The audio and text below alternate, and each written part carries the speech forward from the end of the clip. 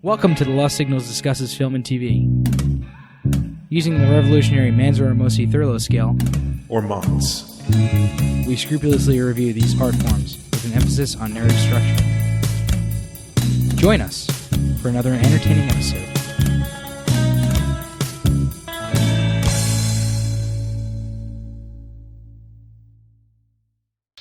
Welcome back, one and all, to The Lost Signals reviews film and television. And continuing on with our comedy focus of April, we are doing a salute to Mel Brooks because he just recently passed away, of course. And continuing on with Mel Brooks films. Wait, did Mel Brooks die? No, see, you're ruining it. Of course he didn't die. That's the April Fool's joke. Oh. Anyways, just kidding. Mel Brooks is still very much alive. And even so, as a salute to him... We should have let Joe in on this joke before we started the episode. Yeah, see, I got you. Got him, see? Boom. Sorry. You heard it here live on air, pranked. Anyways, but yes, so we were doing our picks for Mel Brooks, and my pick, of course, is Robin Hood: Men in Tights. One of my, if not my favorite Mel Brooks films, certainly up there in my comedy. Of course, I am little Scott, but don't let that fool you. In real life, I'm actually very, very large, and I'm here with my fellow men in tights roaming around the forest looking for fights, Steve Mosi. Just putting my pantyhose on. I'll be right with you. And Joe Soria. I haven't quite figured that part yet. Yeah, exactly. So yes, I feel like this is going to be a fun one, maybe, because I feel I know, in fact, that we all enjoy this film quite a bit, just in general. So that's why I thought it'd be a really good pick for this segment in our comedy month. And so Robin Hood: Men in Tights is from 1993, and it's essentially more or less, as Mel Brooks is wont to do, it is a parody / satire on specifically the Kevin Costner Robin Hood: Prince of Thieves from '91, from 2 years previously before that. So it's basically like that, like.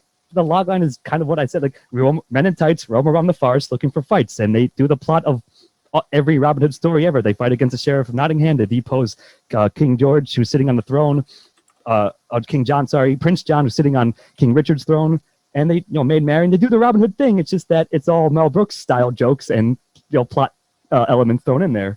So that's pretty much it. So in terms of the plot, but Steve-O, if you'd like to elaborate a bit further on plot, please do so. Yeah, I mean that's the basic plot. It's like every Robin Hood movie or story you've seen.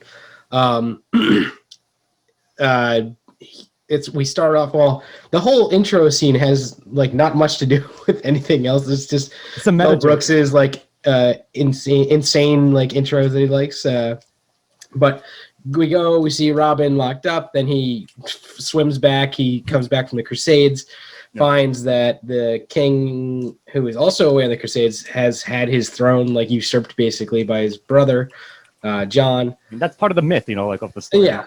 Are we skipping the rap? I'm sorry, we're going already to that. Well, that's the whole plot. They state the whole plot literally for you. So. Well, that's up till this point. We do the rap in the very beginning, and now you're caught up. Now we can move forward. In West Philadelphia. Well, wrong rap. Sorry. Basically the same idea though. So they go. Where was I?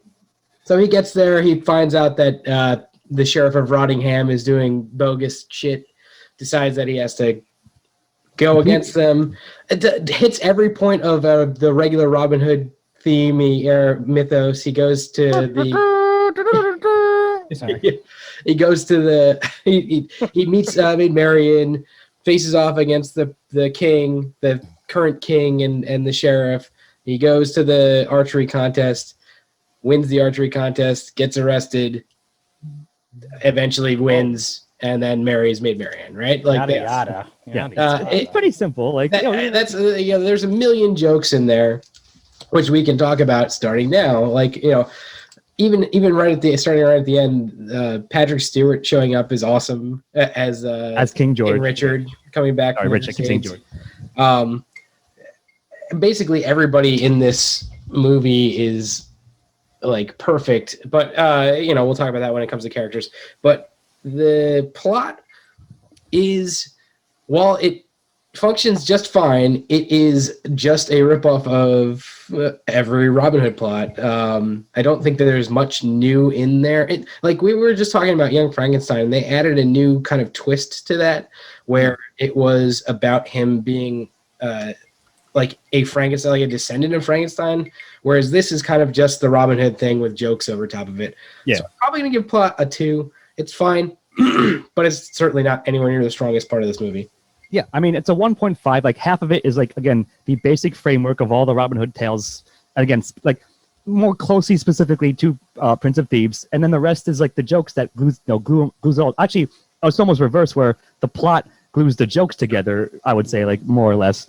But yeah, I mean, it works fine. It's not, like, incoherent. He does everything you just said. Like, he meets the merry band. They form their army. They usurp the usurper. And he gets married to Maid Marian, and that's it. So, like, it's fine. So I'm going to end up giving it, a generous 2 because it works. And a lot of things, the details will be borne out in the, forthcoming questions. But plot-wise, 2. So, good, Joe. I mean, just because it's a remake doesn't mean it's not. It is a plot. It's actually pretty strong for the amount of movies I've made here. This has a long plot, and it's probably pretty various. And if nothing else, the add-on, the twist for me is the achoo, a sneeze Sure. father-son character, where he basically takes that guy under his wing. I don't think that's really a Robin Hood. That's the add-on for him. Well, I mean, he had a Moorish friend, right? It was Morgan Freeman, of course, in Prince of Thieves, right? So he had, he had a foreigner friend who joins his band, and that's like sort of maybe a thematic point. But you're right, like the father thing is kind of introduced in for the joke of this film. Because maybe I have to go back to my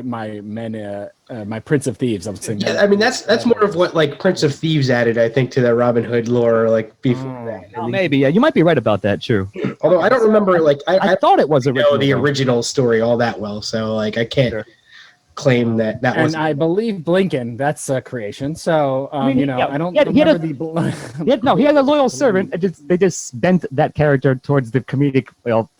That Blinken is in this is all. And I don't think there's anything about the zit on his face or whatever. The mole. Okay. So all these things. Very small plot point. It's a 2. It's actually a strong 2 for me. I think it actually and it ties together. It actually propels the story, and they do tie up everything. So in that essence, narrative wise, it's a strong 2. It's not the greatest most ingenious thing. A 3 to me has to be creatively expressive, and this is creatively humorous but not creatively plot expressive. So strong 2. Yeah, I agree. Strong 2. It's just that, like I said, the framework's already there. They didn't have to really write the story. The story already existed in history. Like, they just used it as a vehicle for the jokes specifically within the framework. So I agree. Strong 2 sounds good.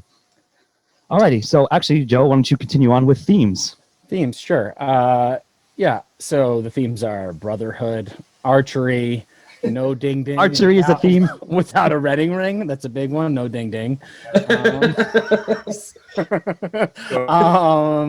Castles, creations. Again, is that a theme or what? Like, you're just writing down shit that's in the movie? Down. I don't know. Asshole leaders, rebelling. Corrupt governments. Corrupt governments, sure. The regular. I mean, if we're gonna go on the story and themes, it's the same themes as Robin Hood and any character that is a savior in a area. So, I'm not gonna go too deep in here. I'm not sure.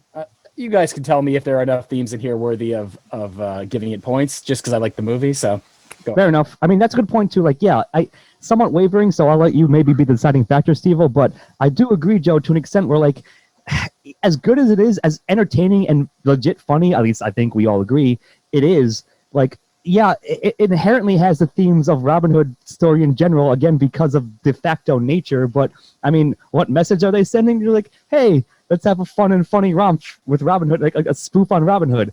So, like, I think you can sort of go either way just because of that very fact of the nature, like, that it has them, ingrained in it, but they're not, like, trying to say any grand message, I don't think, or like trying to like have an agenda or propaganda of some sorts. Like, it's just a fun and funny Mel Brooks film.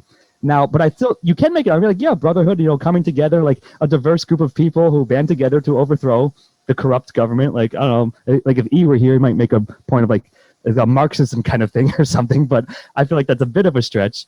So yeah, I can sort of go either way. I could go soft 1 or soft 2, and I think it's fair to do that no matter what. So, Steve-O, what's your take on it? Yeah, I mean, it's interesting because you guys were both like not as exactly sure if you were going to give it a 0-1, like sounding like coming in. You make some good points that kind of reiterated on Joe's a couple of the ideas that he threw out, but I don't know if there's like a strong theme in here. I mean, you're right. The brotherhood, the governmental corruption is, at the heart of basically every Robin Hood story, and it's there in this. Is it like I don't know. I think it's fine, but I don't think it's any kind of part of the like point of this movie, or not necessarily like they're trying to get a point across, but I mean, if you look at your friends now that I'm thinking of the picture behind you, I guess you have the poverty angle and like redemption, like coming, the common man rising up, man. So the rich. I'm thinking a little bit more, and I've decided. It sounds like everyone's going wavery, and I'm going 1 because there's enough of themes to tie the movie together. Theme of love and unrequited love, and all that kind of stuff or whatever. Or doomed, like that doomed love, that time when she has to marry the sheriff or whatever. Yeah, I mean, I agree. I think that you make a good point there, and I'll give it a 1 for that.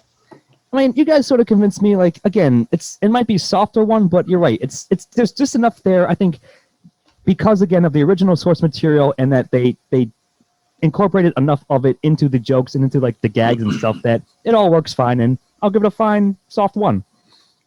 Alrighty, so that will bring me what? Give it a soft 1. Yeah, soft 1, maybe. More like the dick joke. That's a fucking Mel Brooks joke right there. Listen, we'll get to it. Soft 1. When we first started this podcast, it was soft ones all around, hard ones all over the places. Oh yeah, you got both because just real quickly, it's the Aqua Teen connection. Give it a hard 1. Yeah, what I mean. But also, I was going to say, I guess it's jumping the gun, but Joe, my age, Chuck the Lizard, the little limp, sometimes it's hard. Anyways, difficult anyways. But it will bring me to antagonists, and of course it's the Sheriff of Rottingham, and I guess him plus Prince John, like again being the corrupt usurpers of the land, while the true king is away in the Crusades, as again the legend of the story goes. And of course, like I think a lot of this movie, and this is true, I think I would say of almost all Mel Brooks films, like it's just spot on casting. Like it's both scripting and casting. So Prince John is played by Richard Lewis, who was like, if you don't know who he is, he was a very like dryish Jewish. He has these like mannerisms that just match to the character of like a sort of whiny brat King Prince John, right? Like just sort of hedonistic in a sense. And then Sheriff of Rottingham, like one of his running gags is that he can't like, he often jumbles up words and phrases, like can't pronounce things or can't get it right. Like he's like, Loxley of Robin Hood. No, Robin Hood of Loxley is coming, right? It's like shit like that throughout. And yeah, like again, they fulfill the basic archetypes, basic caricatures of those characters who are oppressing the people and which Robin Hood and his merry band fight against. So I think it does come down a lot to the casting and how like they humorize the characters, but certainly they feel antagonized. I feel like even the antagonists feel maybe more antagonized by the heroes than the heroes are by them in a certain sense. But like, again, I think it works, like, and I certainly admit and will always admit my bias / enthusiasm for this film specifically, but still, I think narratively, it does work, and they're trying to outwit whole side plot, like a side gag where they're bringing like basically the mafia to assassinate Robin Hood at the archery contest, and like that's a funny thing, and like but it's their schemes against him. They're trying to outplay each other and outwit each other. So I think it works on balance overall. Again, for a LOL soft 1 for antagonists. But with that, what do you guys think? Yeah, I mean, I love both of the antagonist characters. I think that Richard Lewis, like you said, does a great job, and Roger Rees, who plays the Sheriff of Rottingham, who I don't think I ever heard of ever again after this movie, is awesome as this guy. I'm glad though that they kind of laid off the mixing the words up, like they front loaded that joke and like kind of laid off it towards the end. It doesn't overstay its welcome. True, like, I agree with that. That was one of the jokes that I was starting to get tired of by the time they like kind of stopped using it. And like I still love this movie and it still holds up. But like towards like the last or second last time that they do that joke, like towards the middle of the movie, I was like, all right, I'm done with this fucking joke at this point. But other than that, I think they both do a great job in this film, and I think that not only do the actors do a great job, but the characters are written in such a way that not only do they play great off of each other, which is like really important, but they play great off of the heroes, especially, you know, Carrie Elwes as Robin. I think they like his butting heads with the sheriff is awesome. And like when he finally meets Prince John, all that is great, you know, like at the dinner, and then it turns into the whole kerfuffle. So all that is awesome. I'm going to give them a pretty strong 1 for antagonist. All right, good, Joe. Yep, same. I mean, Sheriff of Rottingham is the archetype of an evil person in this. There's no positive or redemption or any like quality of him that is good in this movie.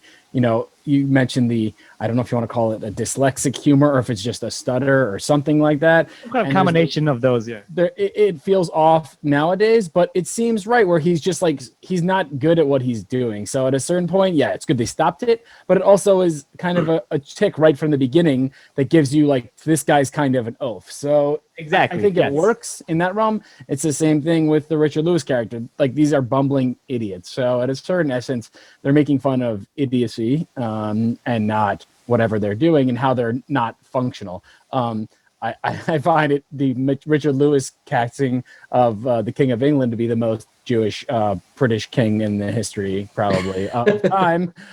You know, I know his last name is Lewis, but everything else about it, you know, you didn't mention it because I don't think you're a Curb fan, like you said, but I mean, Richard Lewis is a ever-present Curb actor, and that's what, you know, I primarily would know him from, at least in the last 10 years. So yeah, this is a strong antagonist. It sets up all the jokes too. I think the best job of an antagonist in a movie like this is to be the thing to be pissed on and to be made fun of the whole time. And if it wasn't for them being so shitty, especially the Sheriff of Rottingham and getting, you know, I don't forget when we're going to get to, I know we could spit all this stuff into dialogue, but I'm going to go for it right now because I want it, you know, go for it. The Mervyn scene. Let's call it where it is. Like there might've been some jokes here where I didn't laugh, but just basically a joke that's 3 times repeating, like they're getting married. It's literally gallows humor. He's going to hang Robin if she doesn't marry him.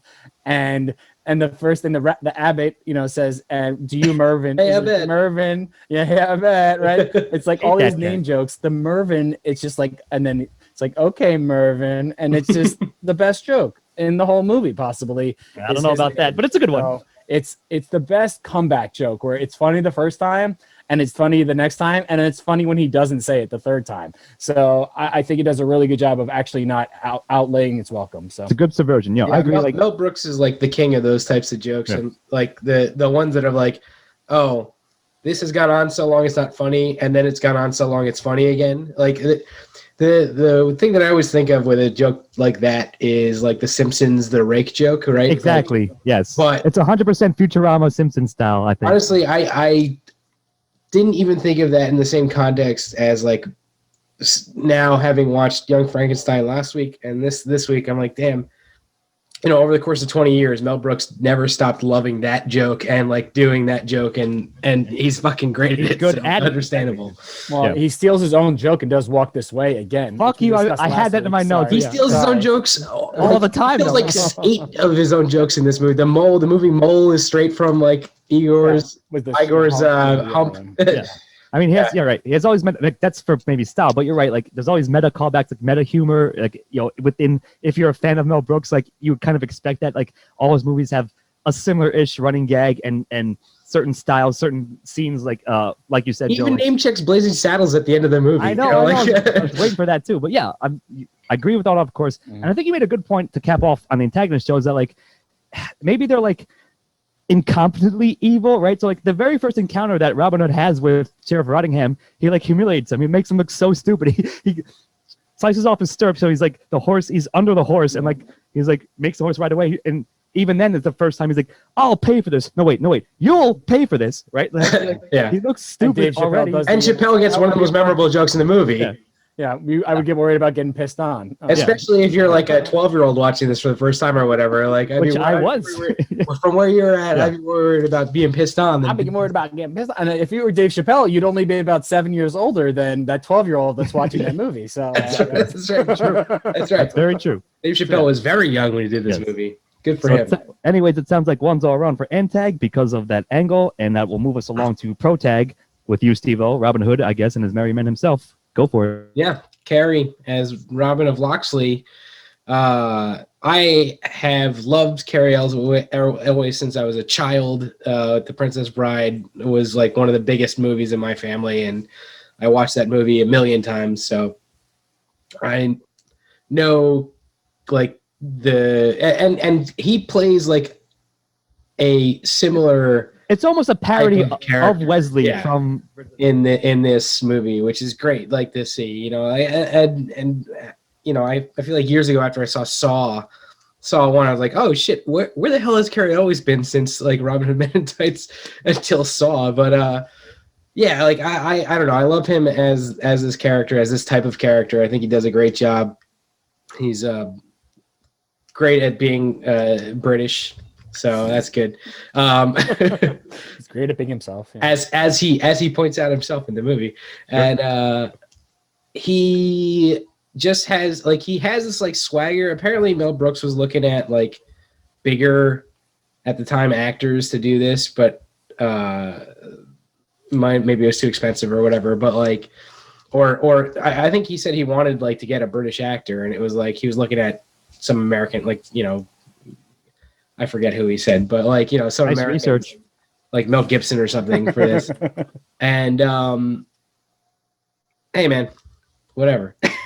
but yeah, you know, like he hired Carrie Elway to do this because he's like he is that perfect British, like Robin Hood type character, type person, and I think he knocks it out of the park in this movie. Does a great job. I can't imagine it being somebody else, especially an American.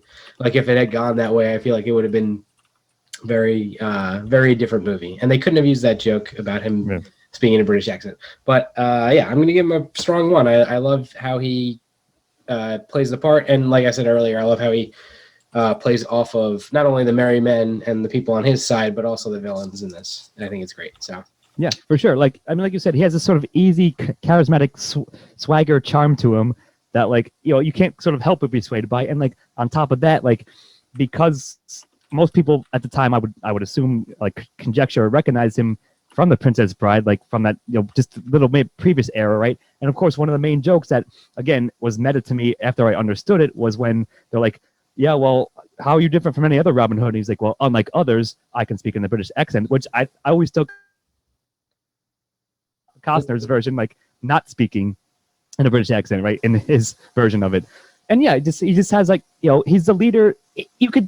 It's easy to imagine him like being Robin Hood because he has that sort of, again, nature of his character, you know, just the way he plays it. So I agree. He's very engaging, very by turns funny and by turns charming, and like, you know, like a sarcastic, especially against, like you said, to the villains. So yeah, it all works, and I'm giving him a strong 1 as well.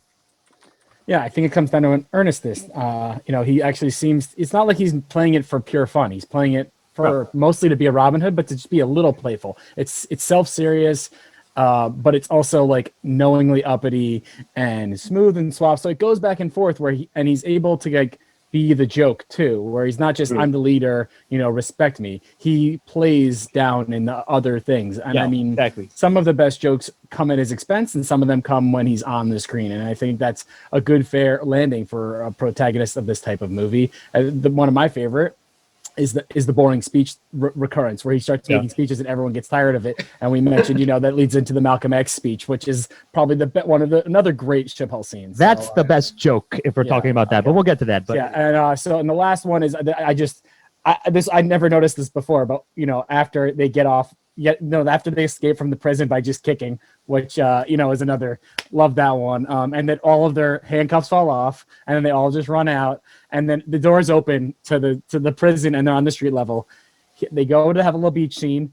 He goes and jumps into the water and swims to England from Israel. Again, that's a dig against the original movie, I think. Yeah, it's really funny. He's like, you got a long swim ahead. He's just like, okay, see ya. And when he gets out, he's already in the Robin Hood costume. Like, where did this costume come from? Like, he just showed up on the bed. Covered in seaweed in the Robin Hood costume, right? Yeah. And yeah, it's classic Mel Brooks. Yeah, it's just so, and he pulls it off right from that beginning that, you know, and then the other part that's important is that the chemistry and the love angle, he actually plays that well. This movie, if it's with a real comedian, could be like, there's this hot chick and there's this like nerdy guy. This doesn't make any sense. But he's kind of like smooth, attractive. He's got like exactly match for it. Well, he's coming off like one of the like biggest, like one of the most successful romantic comedies that have ever been made. And like to this day, I think it's still my favorite romantic comedy is The Princess Bride. And like, he plays that part to perfection in that movie, and also like he just rolls it right over into this movie. Yeah, absolutely, 100%. Like you're right. Like maybe it's fortuitous that like he wasn't like the first casting choice, but he was in the end of the day the best casting choice for this role because of the connection to Princess Bride. I think in his research, I mean the research that I looked at, he didn't want to do it because it was too close to Princess Bride, but I think he saw the difference in it being Mel Brooks and you know, not the same role exactly. Yeah, and he got to do it, like you said, like a piss take of himself, or at least a version of that character anyway. So it all worked out, and we're all giving it ones. All right, so let's bring this to a good one. Joe, the secondary supporting cast in Men in Tights, go. Wait, I think you're muted. Oh, you're you muted yourself. Okay, I was No so Brooks excited. move. I was so excited that I muted myself. Yeah, I mean, this could take a while, like I said in the mute world. But I will try to not steal every single moment, every single thing. Dave Chappelle, as we mentioned, was first film role, 18, 19 years old. Literally, I mean, I think is, I don't want to say the saving grace, because this movie is very good. But without him, we discussed, I think before the podcast, that he elevates it big time. Big time. And this role could be a garbage role. It could be a throw-off, cast-off role. And when he gets on screen, you know, my favorite actual joke in this movie is the I'm on one side, I'm on the other side. Thanks. Like an amazing I mean, the whole area of the fight, and then they show that, like they have the little wood, the fight, and then he's just hopping. He's like, hey, it's not that big. We can just hop over. You know, I'm on one side, I'm on the other side. I'm on the east bank, I'm on the west bank. Like these things have been in my life so long that you almost forget where they're from. And there's the whole Dom DeLuise. I know that's not where you to call out right away, but that Godfather whole segment with the whole the troika is top notch, because we did talk about the protagonist and antagonist, and I don't know if that, I mean the antagonist. So like obviously Richard Lewis and the sheriff. Maid Marian's fine. Maid Marian's Frau lady is fine. You know, there's some good jokes for all of them, but there's just so much that goes on here. And Tracy Ullman, which we did mention, and gets to do kind of the reverse rapey as Latrine, you know, and making those gross faces, like it's just like on point. So super crazy. The last one I'll go with is the Little John Scarlett O'Hara, and you know Will Scarlett O'Hara. I like the Will Scarlett. I mentioned before that like I never saw him again. I know you guys mentioned something about a video game that he's in, and I saw that he actually played Robin Hood in a TV series after this, but he has these like 2 or 3 great lines that I think are funny. And I think that they're, even though the secondary characters may get a little short because of the Robin Hood portion, I wanted to mention that the original desire to cast for Little John was Hulk Hogan, but he did Mr. Mom instead. So I would like to put that on the points that we got the guy who I know is in every show, 300 TV episodes, just like every other guy. But you know, if I didn't say it, strong one, Dave Chappelle alone, and Dom DeLuise, and all the cotton ball pulling mouth and Dirty Harry and whoever else, go for it. Yeah, go ahead, Scott. I mean, I agree. Like, I put 1 exclamation as my score, obviously, and like you cover a lot, and thank you for leaving 1 for me. So sorry, Steve-O, but you say Abe Lincoln. No, I said Hey Blinken. Hey Lincoln. Blinken might be like we've said that. You're right, and this will be leading into dialogue style as well. But like, this ain't exactly the Mississippi, like we said that, but I think in terms of that, like each character, because of course it's the married band, so like they have not even a small, like a decent amount of spotlight to like have their own little like, especially so he meets Little John on the bridge and he has the fucking stupid fight, and Dave Chappelle's like, hey man, we just fucking hop over, right? Then he meets Will Scarlett O'Hara. We're from Georgia, which is a joke I didn't get, like of course I didn't get when I was 12 years old, but it's so fucking funny. Well, and then the follow-on joke to that, what part of Georgia are you from? South Central? South Central? Yeah, exactly. Because he does a knife that you another one, fire an arrow straight on my heart. All right, goodbye. Like, he cuts his hands off, and he does. I haven't quite figured that part out yet. So that's we'll steal it right. So I mean, and again, this is, I think, is a hallmark of almost all, if not all, Mel Brooks films. Where like they just chose like the random, not random, but like just the right people for the right little cameos, like Tracy Ullman, like fucking Patrick Stewart showing up as King Richard at the end, right? Like that was just super funny. Dick Van Patten is the fucking Abbott, right? Like it's kind of random as hell. But Rose Scarlett is played by a guy. I just want to give a shout out. His name is Matthew Peretta, and yeah, like he sort of disappeared from the movie industry, but he went into like voice acting for games and like did like hundreds of roles. And recently he was in a game called Control, which is a game that Steve and I and all of us really, like Chris and Eve, and like quite a bit, and it was on my Game of the Year list. So I'm just saying he's popped up in other things and is still very good in them. But I think for comedic relief, like The Blind Servant Blinken has some of the best like one-off little random scenes, random jokes, or like either at his expense or like, for example, when they're about to assassinate Robin at the archery and the arrow, they fire the sniper arrow and he just catches it and he's like, they're like, holy shit, Blinken, how'd you do? He's like, I heard it coming a mile away. Good job. What's that? Who's speaking now? Like, that killed me as a kid, and it's still funny. So I'm just saying, like, the intro is with him in the bathroom with the Braille as well as also just like a very Mel. And then the statue. All the gags. And let's not forget. You know what? I'll leave one more for you, Steve. Needless to say, I'm giving them all a 1 because the script gave them all great stuff, great jokes, great gags, great interactions, and it was a great casting overall. So 1 for me! Exclamation! Go ahead, buddy. I think the one you're leaving for me is Isaac Hayes as a Sneeze, who is Achu's father. Isaac Hayes just fucking great intro scene with it's the scene you were talking about before, Joe, where they kick out of their chains. And he's like, go find my son. And that's it. That's all he has in the movie. It's like 10 minutes, but it's great.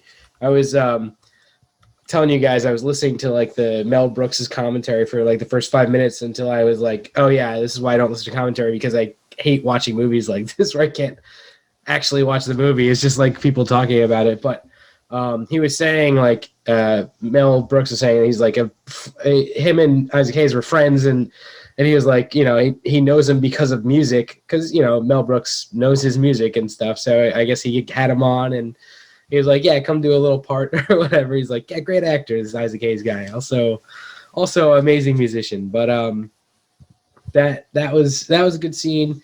I just want to say, like, the Matthew Peretta thing where he's in Control, in the video game Control.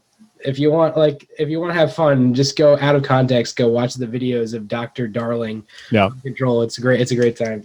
He hasn't lost a touch at all. So good. I think you guys mentioned Patrick Stewart as King Richard, Dom DeLuise as the Don, Dick Van Patten as the Abbott. Let's call out the crew. I think the rapping chorus is actually pretty important to the story. It actually does a good, like, it's such a time period. Like, it tells you this movie is exactly like in 1994. I was gonna get that in style, but you're right. It's so perfectly 90s. For sure.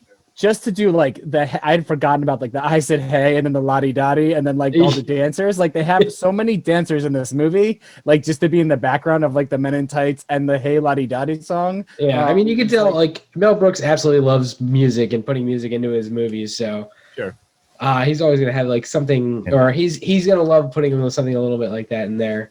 I think we mentioned all the other. I got a few more. I think. Go ahead. Hold on. What else do I got? The Hangman was good, but like I recognize him. What's his name, Joe? You might not. I recognize him. Robert Ridgely is the name of the guy, but he was like a known comedian, like around the era-ish as well. Just not as well known as say Richard Lewis and some others. I loved his like little noose coming off of his hood. That's always funny. But if you don't mind, so I was going to say, I mean, this is always true. Again, in Mel Brooks films, he shows up as a cameo, and he was the rabbi, of course, in this one. He's fucking fantastic, right? We could get for snickered on the sacrificial wine. We could bless all the trees or whatever. Like, and he, of course, he's like, I'm a, what's it? He does the bris, like, he does the circumcisions, and they're all like, what the fuck is that? And it's a whole joke unto itself. And also, I guess this is a personal one, is that Amy Yazbek is her name, plays Maid Marian, and she's a very attractive redhead, and again, it was my 12-year-old crush at the time. And she showed up in Dead and Loving It a couple years later, another Mel Brooks film. Mina. And I think she does, she's fine. I'm not saying she sucks or anything. Like, it's a good casting. I just, she was one of my childhood women crushes, if you will. So I thought it was all fine, but I felt like we were remiss not to mention Mel Brooks's cameo / role. Actually, more than a cameo. Very really. good call. I really we mentioned Mel Brooks' name so much that I forgot to mention that he's actually a character in this. As well. So like, and of course, like it makes perfect sense that he's, he's Rabbi Tuck, not Friar Tuck, but that's the whole joke. So, anyways, I also wanted to mention, Joe. Maybe you'll appreciate this, but do you know? Because I had to look it up. Do you know where Broomhilda from? She looks like the older mom from the lady in Superstore. You guys ever watch Superstore? I know exactly what you mean. She looks just like her. I don't know who she is, but no, really not that. But no. She is in A League of Their Own. She's she's Marla. Marla, yeah. Yeah. I found out looking up. I didn't put that together either. But League of Their Own TV show in 1993, which I don't remember at all. The same year as this movie. Interestingly enough, there's a League of Their Own TV show being made on Amazon right now, and I just want to see. That's what I thought. I thought they were doing it again. Yeah, that's why I got confused, Steve. I was like, "Do you mean the one they're doing now?" You're like, "No, the one from the fucking '90s, from the same year as Men in Tights." But if we're doing cheating research, and now you mentioned Robert Ridgely. First of all, he's born in Teaneck, New Jersey, where basically I spent half of my life. Second of all, Jersey. Second of all, I did not put this. I would have never put this together. But he is the captain, the colonel in Big Lebowski, the creepy guy who comes in, and he was actually in the short that Paul Thomas Anderson made in 1988 about Dirk Diggler that was then made into Boogie Nights 10 years later. So he's literally in the short film version, and then as Jack Horner, and then longer as Colonel James, who's like the one who ruins the whole party, basically. Wow. Of porn. So, and he's in Hard 8 as well. So he actually died before Boogie Nights came out. It's his last role. So, we're all learning things today. Yeah, well, we'll give him credit on that. And yeah, I'm just saying, like, we all agree it's such a great ensemble cast. Yeah. So anyway, so that's hard ones, if you will, all around. And that will indeed bring me to dialogue. And holy Christ, like we can spend an entire. I almost was not going to watch. Like, I had other shit going on, like nightmarishly in my life today, and I was like, if I don't have time to watch this film, I can probably reconstruct it from memory. Like, that's how ingrained it is for me, and that's how much I've seen it previously and quoted even. Like, yeah, you're right, Joe. Like, we used to say, "Hey, man, this ain't exactly the Mississippi." To like, someone trying to solve a problem that isn't a problem, like really, like, making a mountain out of a molehill and stuff, and so many other quotes, like they just drilled into me because Abe Lincoln. Yeah, Abe Lincoln. Did you say Abe Lincoln? You say that shit. Have for 20 years, like, I mean, it was just because it was the right time, the right movie in the right place can make all the difference in the world, and it did for me at least. So and all the jokes are just spot on, and I guess I would say dialogue is pretty closely, and again, always true. I would think you agree in terms of Mel Brooks films, especially where like the style and the dialogue sort of go hand in hand to like create the entire aesthetic experience. But yeah, I mean, we can just spout out so many quotes. Like I said, like my intro, when he meets Little John, he's like, "I'm actually very large in real life," and Carrier says, "I'll take your word for it." Like he's like standing right next to him. Like there's so many little moments like that, and it's just so good. And like I said, some of the jokes like were funny when I was 12 years old, and some of them, like especially like a lot of the film references, a lot of the stuff like that were over my head. Like the "Since it's on me, I'm going to steal this," when they have to give their rousing speech to like, "Lend me your ears," and they all pull off fake ears and throw them at me. and then Carrie O starts doing both the voice / impression and the speech of Churchill's like World War II speech. We'll fight them on the beaches and in the forest or whatever. The beaches and all. and then the gag is the villagers are like bored by it, put to sleep, and then Chappelle walks up, does a perfect spot on Malcolm X impression, goes, "We didn't land on Sherwood Forest landing on us." Like, right? And it's so fucking funny. Like, it's so good. So all of it from start to finish is just like, and the thing is, it's not just jokes for joke's sake, or at least some of them, but for the most part, it's in service still of the narrative. It keeps it going along too, right? So like, for example, another highlight, I'm sorry I'm stealing all this, but this is the one I wanted. This is my request. When they do the archery contest and like Robin gets shown up by the mafia guy, like the Italian like ringer guy, and he's like, I lost. I'm not supposed to lose. And he pulls out, you're like, wait a minute. And they all pull out the script. They're like, wait a minute. Like, and again, I didn't quite understand that joke when I was 12 or 11, but years later, like, oh, it's really funny. They all read the script. Like, yeah, he gets another shot. He does, like, whatever. Another shot. And then they do like the whole, like, I feel like they use it to much worse effect in The Dead Don't Die, the recent Jarmusch movie. yeah, sure. It was definitely not as funny in that movie, but it is a funny joke when like, everyone at the tournament, like, is like, oh yeah, gets another shot. And then you got the Patriot arrow, right? And then do the Roberts gets another shot. Let's give him the chop. And they do the fucking the thing from baseball. Like, oh yeah. Did you guys notice? I didn't notice it the first time, but like everybody's doing the. I mean, say what you want about the chop. I like it should probably be retired, but whatever. Everybody's doing the chop, and there's one guy in the front row going like. I never noticed. Very lazy, fucking terrible. Well, there's also an Arsenio scene if we're missing. Groups are doing woo woo woo. Yeah. It's after that either. So when they it's all in the same scene when like he gets another shot and all the whole guy goes woo woo woo woo, right? Mm-hmm. And then he's about to shoot it, so then like let's give him the chop. So they're doing the while he's like aiming it. Like it's all just amazing. It's just like joke after joke after joke, but never like stilted, never boring, never like so out of place or so non sequitur that it takes you out of the film. So yeah, just along with secondary, again, 1 exclamation. That's my score. You didn't do the you did every part of the Little John scene, and then you didn't do the part that you sent to me. I think was if we don't get no tolls, we don't get no rolls. We said that for years too. Like seriously, Joe, that is no longer part of this film. Or like it's just something we've said like for a while.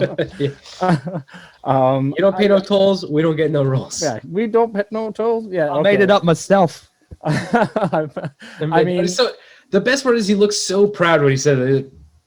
Made that up. It is good. No, I was trying to think if we could do this like in a different way because this movie is jokes. I mean, what are we gonna really the dialogue that's not a joke, like the 3 lines in here that aren't jokes? I mean, Mel Brooks writes jokes, Mel Brooks writes songs. That's what he does basically, and he does those things like we mentioned the song, the intro raps, whatever. Those are okay. They're like bookends, but the Men in Tights song is the name of the movie titular song. It is titular, and it is still a banger. These are comedy gold bangers and forever bangers. And I know there are some, mentions of things that people, maybe pansies or something that's not a proper terminology. Not quite PC nowadays. And nowadays, 27 years ago, and I'm not going to do the game here, but there are always things that you can reach back. There aren't that bad, thankfully for the most part. But that song alone is they're never mean spirited. They're not like being bigoted about it. I don't think. And this movie is inclusive in essence comparatively. Like Dave Chappelle's probably, not like a small role. It's like a pretty big role and I always think Mel Brooks is pretty good at, Blazing Saddles. Like he is definitely a burner of this, like giving people fair rift. Sure. If nothing else, like, okay, maybe all of his, protagonists are white or something, but that's also writing from perspective. That's a whole nother thing. So for me, that's important. I think we've all mentioned Mr. Patrick Stewart a couple of times, and the scene where I think I also just I told you guys, but I had read, I don't know if this is true, that as a fun trivia, that Sean Connery was offered or was reading for the movie and wanted to do it, but wanted $1 million to do one scene literally, and the scene is the most stupid scene that's nothing, but he would have gotten to read this line, which I do have written down. Brother, you have surrounded your given name with a foul stench. From this day forth, all the toilets in the kingdom shall be known as John's. And by the way, if you noticed at the Porta, there's no Porta Johns, they're Porta Privies. They make a very specific note that is like at least 5 or 6 toilet jokes that John's aren't mentioned, so that when they do it, this is the defining moment. We've decided that John's. And now it's going to be John after this. Right. It's fucking laser focused. You're like waiting for it. Like in theory, like in the back of your mind, like they got to make a John joke, right? Eventually, right? About. And so that to me, that's like there's jokes here that are the hardest laughs, right? To me are like this, we already mentioned. There's then the type of jokes. There's the name jokes that we talked about with Mervyn, with the John, with the Rottingham, not Nottingham. There's an opening one where the guy's name is Falafel. The guy, he's the maitre d' at the dungeon. Right. A Sneeze and a Chew, Will Scarlett O'Hara, right? Then you have the dick joke collection, which never ends. It's, with the sword and other variances. And then the last one are, like we were saying, the modern references that we're enjoying from Godfather, Scarlett O'Hara, and then the, blink and fix your boobs, they look like a Picasso painting. Okay, right? Like that's when you're 12. Another one I didn't get when I was a kid, but now in retrospect is fucking hilarious. And then, I mean, this goes into style but I think the visual cues that he always does with, the rent-a-wreck on the horse and the porta privy and the lend me your ears, like you said, and they start from the beginning, that fourth wall break. Like that's the real reason for that opening part, is for basically them to get to say a fuck you, Mel Brooks, to begin the movie. And then there's all these like stare at the screen. There's how many, this has got to like be in the top shelf for, besides movie, like Kevin Spacey and, talking to the camera. Like this has to be in the top realm of how many times do they break, the camera comes through the window, they walk into the camera, like how many times. Yeah. So. Yeah, like there's I'll save it for style, I guess, but Yeah. You mentioned it earlier, but I was waiting to mention in dialogue here. It's what at the very end of the film, after the Patrick Stewart thing, and Robin gets married to Maid Marian, and he's like, "Okay, now I will give my he turns to Dave Chappelle, a sneeze or a chew, and goes, "You are now the sheriff of Sherwood Forest," and he's like, everyone goes, "A black sheriff?" And Dave Chappelle turns to the camera and goes, "Why not?" That is such, again, an amazing meta tie-in joke, and it's so good, it's spot on. So it's the perfect cap off to it, and yeah. I really go ahead. Dude, you froze like in the middle of that, like you're Sorry. on our end. But yes, this the why not? I worked in Blazing Saddles. Like that's what I was talking about earlier with the name check of like, yeah. Brooks is loving his own, like loves his own movies so much that he like goes back to the well a bunch, and like I think he does it well. Like I think he does it in a way that like he's kind of making fun of himself, but also it's tongue in cheek. He's not taking himself too seriously, but like it's a really funny reference. It's like, this joke works. Let's fucking do it again. Well, there's some of the, I mean, he gets to get away with, not get away with it, but like there are some of the best Jewish jokes possibly in the history of cinema in here, besides the dropping of the pig and him yelling trafe. Like the king of England in 12th century is going to yell trafe, which means not kosher, the fish naked joke. And then the one I also mentioned at the beginning that I can't believe I've never got it, and I still didn't get it. Someone I was watching with the lady who watched the whole movie, didn't fall asleep. I know we've had the rating. That's super high praise from your woman. Super, and it said, it's like it's a perfect combination, and I never got it. Loxley and Bagel and Loxley, Marion. It's like, why do they change these names just for a Bagel and Lox? He changed their names to have a joke of Bagel and Lox. So let's just put it out there. Loxley, actually, Robin of Loxley, that's in part of the myth. He didn't change that. Now, I don't think Maid Marian ever had an actual like surname, like Marian of whatever, but yeah, he did tack that on her because then he can say Loxley and Bagel, and it makes perfect sense. Sure.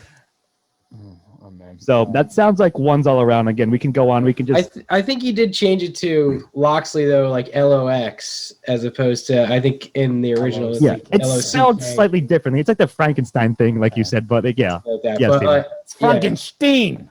It's freaking like I don't know the dialogue of this. You guys have said everything that I have thought about this, and you've given all the quotes. I've jumped in from time to time. I think you guys know that I love this. I'm not going to drag out the dialogue section of this very much further, but it's awesome and it's a one. Yeah, we'll do more quotes postcast. But anyways, so it leads us into style. So Steve, I'll continue on with it. Yeah, I mean, what we've talked about in dialogue has a lot to do with style as well. Especially, Joe, you were mentioning the signs and stuff that are all over the place in this. Very, I've already made this comparison once, but I feel like Groening took a lot from Mel Brooks. Someone should be sued. His comedy, once the Simpsons started, and even Tracy Ullman's in this show, so you got that kind of combination, that connection there too. True. But it's like those signs in the background are like so great. Those little jokes that Mel Brooks put in for like people that are paying attention are so great. And still a reason, like you guys both mentioning, like I love this movie, but clearly you two have loved it more than me, throughout the years. And you're still getting like new little jokes that you're finding for the first time. And that's awesome. Like in a movie like this, that's great, especially in a movie that's like, you expect something like that in like The Matrix or something, like a very like cerebral movie, but like this is just, there are so many jokes so quick, like so rapid fire, and like so densely populated into the not only the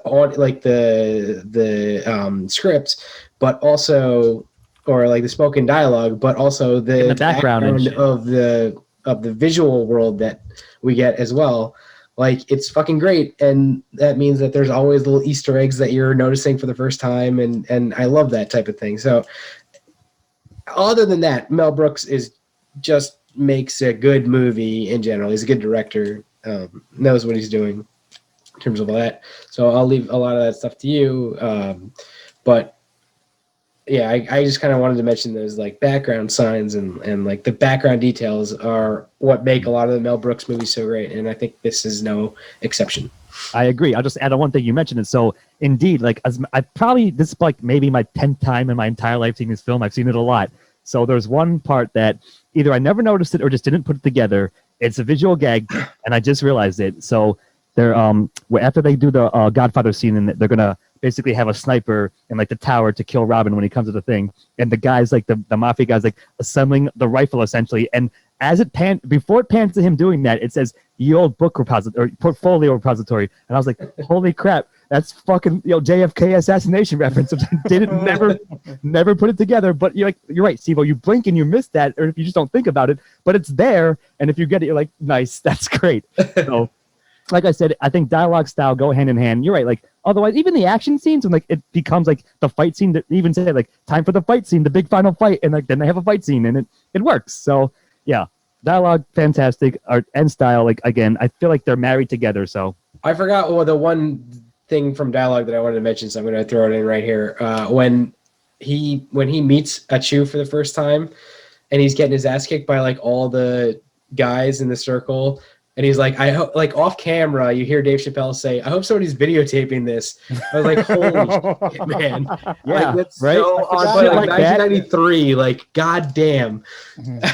But like you blink or you look away, you'll miss that. That's true. He was like on it then, like he was on that shit then. So that's his first line in the movie. I mean, yeah. and then you get him to do. I mean, I was gonna start mine with pretty much one of the next lines was, "Do you know praying mantis?" It's like, you go right into like from, Rodney King humor, let's call it, to like, we're going to go Bruce Lee and we're going to kick their ass. And then we're going to the horse and we're peeing. And it's just like, you can go from there. I'll give mine. To me, I don't know how I am not someone who watches movies multiple times too often, but this movie I must have seen 100 times minimum. Jesus. This is an HBO 3 p.m. special every day. You got home and the same movie. For some reason, HBO decided they were going to put the same movie on. They do that, sure. And this movie was on my whole, for 2 years. I don't feel like I ever, I don't think I would have had to ever see this movie again. And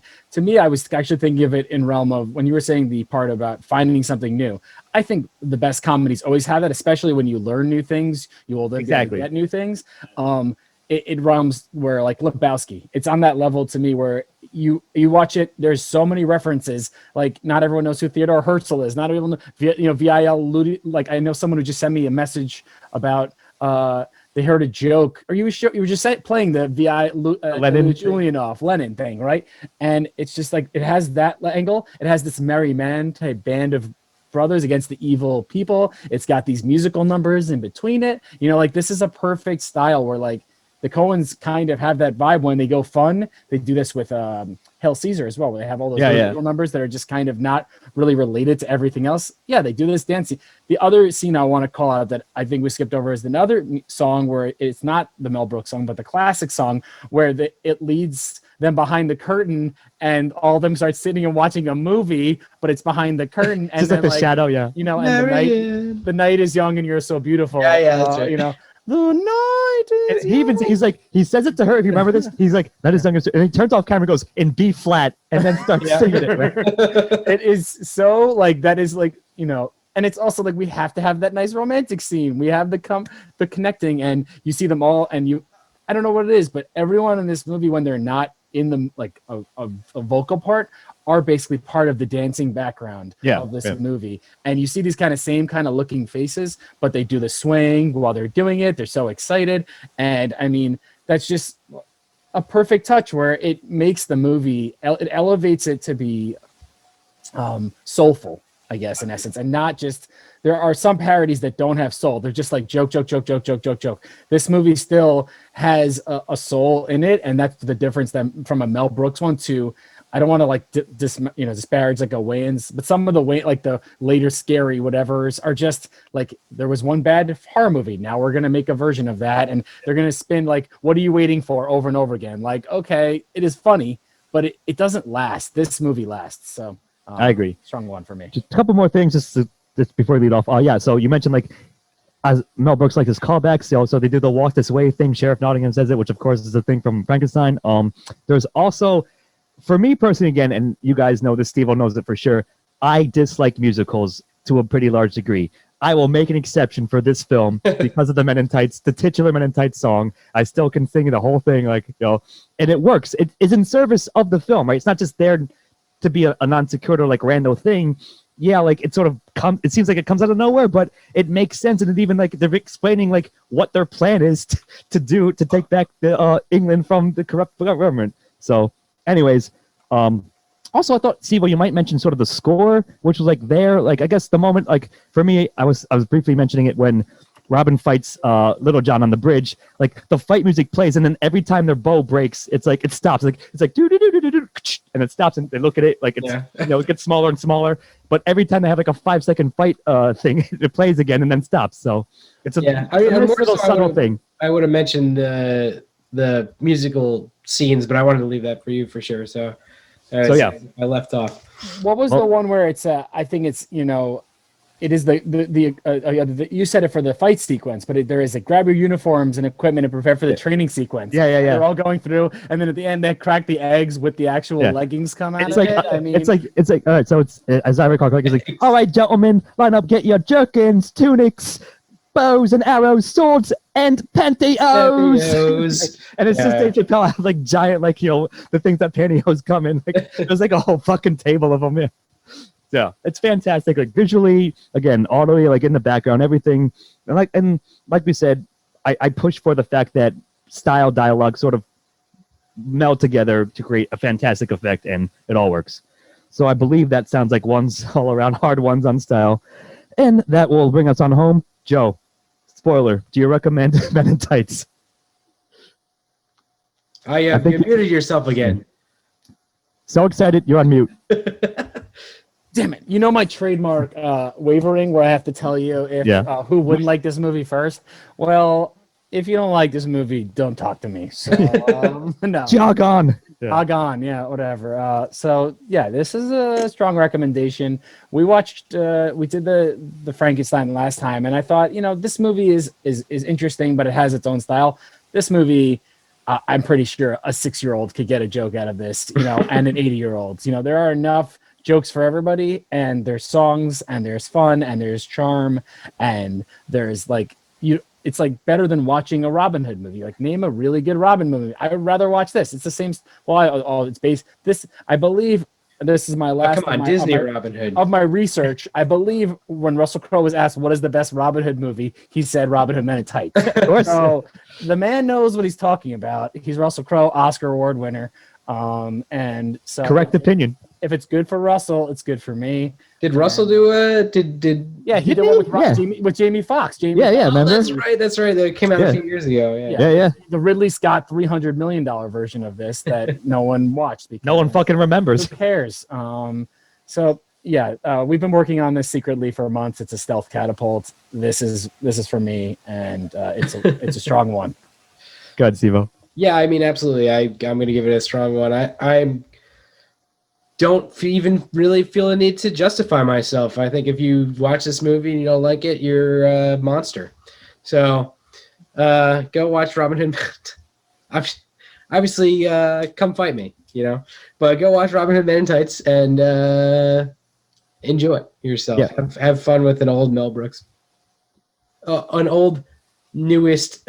almost newest of Mel Brooks movies. A mid-90s film. Like, I don't know. Like, of course, like, I'm going to recommend it. Like I said, I meant my bias. And again, it's part of my adolescence. Like, I can't escape it. But even years later, like, certain things that you did see in your adolescence, younger years, like what you might just forget about. I never forgot about Men in Tights. And whenever, like you said, Joe, now granted, hadn't popped on that much, but whenever it did pop on, I was like, yep, I'm going to sit down and whatever part of it's on, I'm going to watch it. And yes, Steve-O, like if you come up to me and say, I don't like the Men in Tights, I'm going to say, all right, that's very nice. I'm going to have to hurt you now. Now we're fighting. Yeah. We're fighting. Yeah, I just can't back recommend it high enough. It is the perfect one for me, like the one that I've chosen clearly, and all the bias and all the enthusiasm I have for it haven't gone away, and it's specifically the one that I chose for a Mel Brooks block.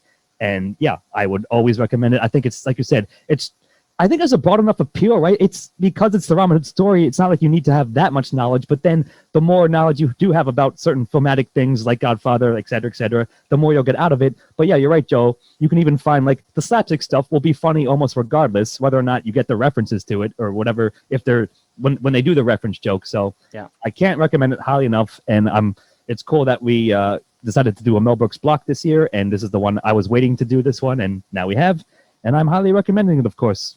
And if you're lucky, I think we're lucky that this is, and people always do this, but it was our age and our nostalgia. This is like when these movies that come from your youth, there's a pent up bias that's going to never be overcome. So this movie is wheelhouse for movies that are great in my mind and don't have to be the best movie ever. If this came out 10 years later, I don't know. That's probably what would have come down. So sure. You're right. It's a little iffy. It's more subjective than it might be like in versus some other stuff. But you're right. And like we did a whole episode about nostalgia where like it's just a psychological fact. You can't kind of escape that stuff when it hits you so hard at a young, impressionable age.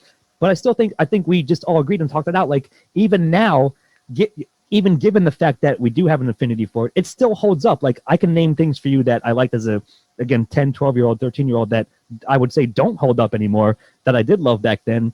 This is one that I loved back then and still literally to this very day. So that's my final recommendation.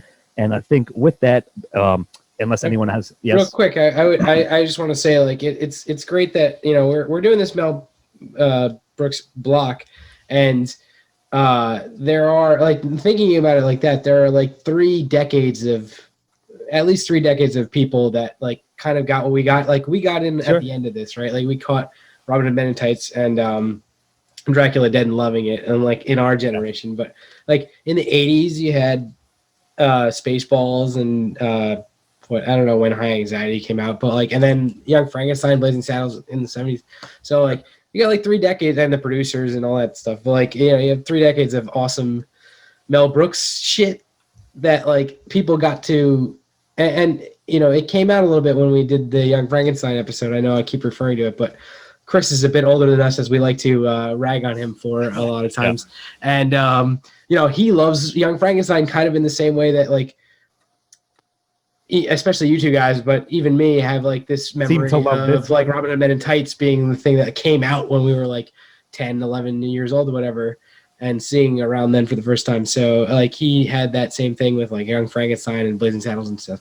So, I think it's awesome that there's that, like that type of thing. And I wish that, I know Mel Brooks is still hanging on, but I don't think he's made anything in a while. So I wish that there background, was from like the last couple decades he's in the late 90s. So I don't think he's probably, but yeah.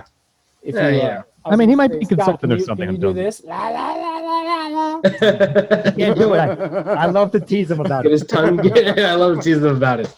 It's hilarious. Anyway, so if that's your final thought, I mean, the scores are pretty simple. We all gave it 9s. We just took off a point for plot. Everything else spot on. Agree that it holds up. Again, even given whatever percentage of bias nostalgia we might have for it, we still think it holds up as a very good comedy film in general. And within the bubble of also Mel Brooks is over. Yeah, like it's the film for the time and the place, like I said, and it works. And I still think it is almost always an enjoyable romp. If you want to just sit down, have a little lighthearted time, and enjoy some, let's say lower brow jokes, but also some highbrow jokes. A very nice mix of them thrown into a film that's essentially a satire on Robin Hood. So I think that'll do it. It's like I said, 9 overall, which is quite strong. I think you guys gave Young Frankenstein an 8, so it's kind of progressing along. We'll see. And we have a couple of teasers. Like we got 2 more Mel Brooks films to do, so we'll see what we rate those. But Men in Tights, give it a thumbs up, 2 thumbs up as well, even. With a 9. And I think that will do it for tonight. I, of course, will go right off on my rent-a-wreck horse. And I've been Scott Thurlow. I've been here with my fellow band of merry men, just merry, Stephen Amosi. Oh, yeah. My pleasure. And Joe Soria. There's trees, there's rocks, there's birds, there's squirrels. Come on. We'll bless them all until we get fish naked. Let's get fish naked. I am. Thank you for joining us. See you next time. Cheers.